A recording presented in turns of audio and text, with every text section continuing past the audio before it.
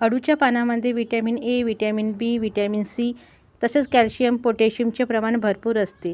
हे सगळे आपल्या शरीरासाठी फायदेशीर असतात.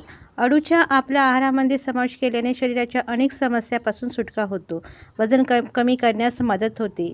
यामध्ये फायबर असते, ते पचण्यास हलके असते.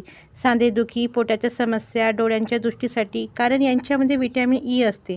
ताप असल्यास ही भाजी खायला द्यावी, त्यामुळे ताप कमी होते आणि तोंडाला चव येते. ही रानभाजी आहे एक प्रकारची. नैसर्गिकरित्या अळू हे 2 प्रकारचे असतात. एक म्हणजे खाजवणारे आणि दुसरी भाजी बनवणारे. हे कसे ओळखायचे ते जाणून घ्या. हे खाजवणारे आहेत, त्यांचे देठ लालसर दिसतात आणि जे भाजी बनवायची आहे त्यांचे देठ काळपट कथ्या रंगाचे दिसतात. जे कथ्या रंगाचे असतात ते खाजवत नाही आणि तेच गुणकारी व आरोग्यदायक असतात. तर कसा वाटला व्हिडिओ? आवडल्यास व्हिडिओला लाईक व चॅनलला सबस्क्राईब करा. चला तर मग भेटूया पुढच्या व्हिडिओला. धन्यवाद.